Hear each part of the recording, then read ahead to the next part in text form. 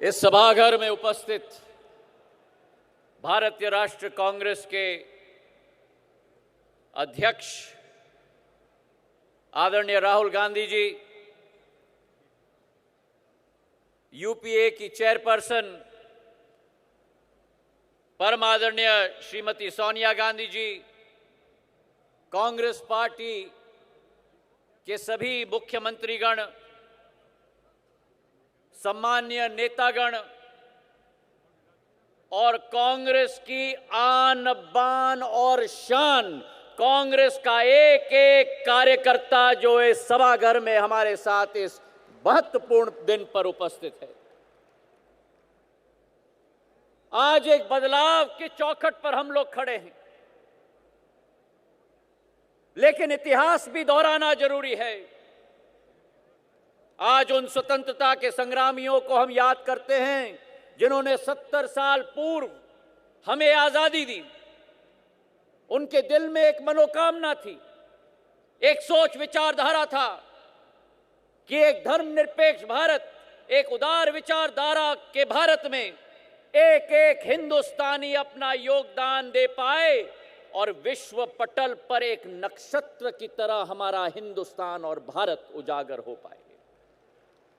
आज अगर चुनौती है तो उन स्वतंत्रता के संग्रामियों की कुर्बानी को चुनौती है। मेरे भाइयों और बहनों, 4 वर्षों में जहां एक तरफ मेरा किसान, मेरा नौजवान, मेरी महिला पस्त हो चुकी है, वहीं ये भाजपा के मंत्री, संतरी, तंत्री पूरी तरह से मस्त हो चुके हैं। जिस भारत की बात ये करते हैं, जिन अच्छे दिनों की बात करते हैं, जो नई इंडिया की बात करते हैं, जहां भाई भाई के बीच में भाईचारा के विपरीत द्वेष भावना अर्जित कराने की कोशिश करते हैं, जहां सरकार स्वयं रक्षक के बदले में भक्षक बन जाता है और किसानों के छातियों के ऊपर गोली चलाई जाती है।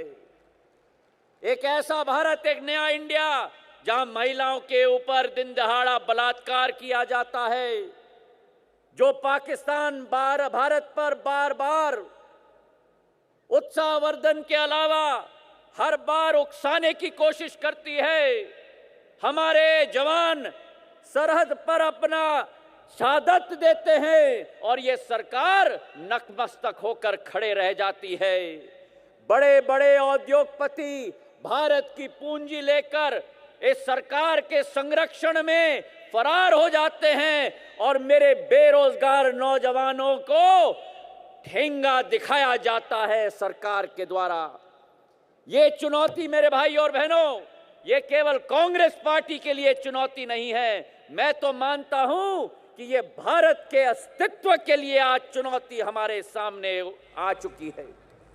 जो अच्छे दिन के ढंढोरा पीटते हैं, मैं उनसे पूछना चाहता हूं कि हमने महंगाई वाली गर्मी देखी है, हमने दुखों की बरसात देखी है, हमने नोटबंदी की सर्दी देखी है, लेकिन आज तक अच्छे दिन नसीब नहीं हुए हमारी देश की जनता को। मैं उनसे पूछना चाहता हूं, एक नई इंडिया की सोच विचारधारा, जहां एक तरफ सबका साथ और सबका विकास की बात की जाती है और दूसरे तरफ असहिष्णुता का वातावरण तैनात किया जाता है, जहां रोहित वेमुला और जुनैद जैसे मेरे भाइयों को जिनकी मौत हुई है वो इस सरकार के ऊपर आज कलंक बन चुकी है। जो ऊना की घटना हुई, जो मेरे दलित भाइयों को पीटा गया, वो हर एक संसद में एक सांसद के पीठ पर रोटी और डंडे लगे हैं। मैं ये मानता हूं कि आज अगर हमें जो आज कहा जाता है न्यू इंडिया किसान भाइयों के लिए, जहां हर साल 16,000 किसान मेरे आत्महत्या करते हैं, मंदसौर में मेरे किसान के छाती पर गोली चलाई जाती है, टीकमगढ़ में पुलिस के थाने में मेरे किसान को निर्वस्त्र करके डंडों से पीटा जाता है, जंतर मंतर में दिल्ली में तमिलनाडु के किसान हमारे अपने दोस्तों के हड्डियों को लेकर आते हैं, लेकिन सरकार का एक नुमाइंदा नहीं जाता उनसे मिलने के लिए।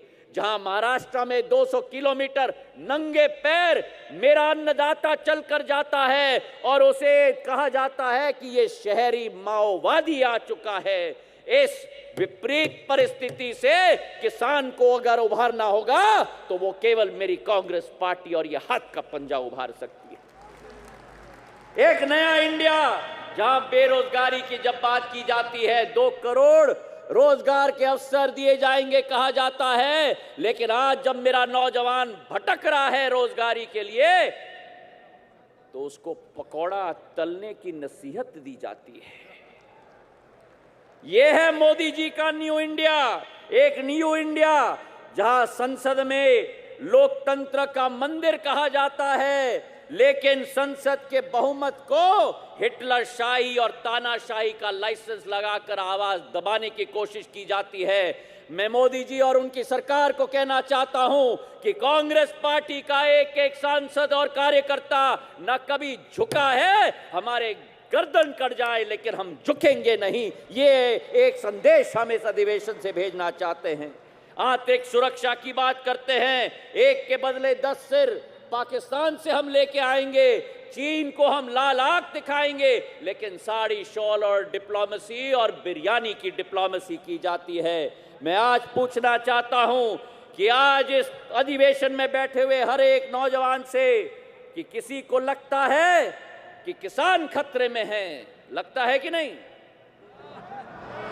किसी को लगता है कि किसान खतरे में है, किसी को लगता है कि महिला खतरे में है, किसी को लगता है कि नौजवान खतरे में है। अरे मेरे यारों, वर्ग का चश्मा उतार दो, क्योंकि मेरा पूरा हिंदुस्तान खतरे में है। राष्ट्र निर्माण की बात की जाती है, कांग्रेस पार्टी ने राष्ट्र का निर्माण किया है। ये भाजपा तो केवल अपनी पार्टी की निर्माण करने जानती है। ये कांग्रेस पार्टी है जिसका एक एक कार्यकर्ता और जिसका एक एक नेता, चाहे इंदिरा जी रही हो, राजीव जी रहे हो, इस देश की माटी को सिंचित अपने खून से किया है तो केवल कांग्रेस पार्टी के एक एक कार्यकर्ता और नेता ने किया है। आज एक नया सूर्योदय हो रहा है, एक नया सूर्योदय हो रहा है राहुल गांधी जी के रूप में। ये सूर्योदय कांग्रेस पार्टी का सूर्योदय नहीं, ये सूर्योदय मेरे भारतवर्ष का सूर्योदय होने जा रहा है। एक ऐसे नेता जिसने सदैव देश प्रेम की बात की है, देश विकास की बात की है, देश की भावना की बात की है। एक ऐसा नेता जिसे पूछा गया कि आपका धर्म क्या है, जिससे पूछा गया कि आपकी जाति क्या है, और उस नेता का जवाब था कि अगर मेरा कोई धर्म है, अगर कोई मेरी जाति है, तो वो केवल राष्ट्र का तिरंगा का झंडा है। आज वो समय आ गया मेरे भाई और बहनों कि हमें एक साथ मिलकर ये लड़ाई लड़नी होगी। ये लड़ाई कांग्रेस पार्टी की कार्यकर्ता की लड़ाई नहीं, देश की भविष्य की लड़ाई है। बाबा साहब अंबेडकर ने कहा था कि अगर 5 उंगली रहेंगी तो बिखर जाएंगी, और अगर ये 5 उंगली मुट्ठी बन जाए तो देश का उत्थान और देश का विकास सुनिश्चित हो पाएगा। तो हमें मुट्ठी बनकर इस भाजपा का सामना करना होगा। मुझे विश्वास है कि राहुल गांधी के नेतृत्व में दोबारा कांग्रेस पार्टी का तिरंगा लाल किले पर भी लहराएगा, इसका मुझे पूरा विश्वास है। महात्मा गांधी ने कहा था कि सत्य परेशान हो सकता है लेकिन सत्य पराजित नहीं हो सकता। वही एक विश्वास मन में रखकर सड़क पर हमें निकलना होगा और कांग्रेस को दोबारा स्थापित करना होगा। अंत में मैं 2 लाइन आपको अर्पित करना चाहता हूं कि आंधियों का जिद है बिजलियां गिराने की, आंधियों का जिद है जहां बिजलियां गिराने की, हमें भी जिद है वहीं आशियां बनाने की, हमें भी जिद है वहां आशियां बनाने की। और राहुल जी, ये आपके शब्द हैं, राहुल जी ये आपके शब्द हैं कि आंधियों की जिद है जहां बिजलियां गिराने की, हमें भी जिद है वहीं आशियां बनाने की। असूलों पर जहां आंच आए तो टकराना जरूरी है, असूलों पर जब आंच आए तो टकराना जरूरी है। अगर जिंदा हो तो जिंदा नजर आना जरूरी है। धन्यवाद। चलिए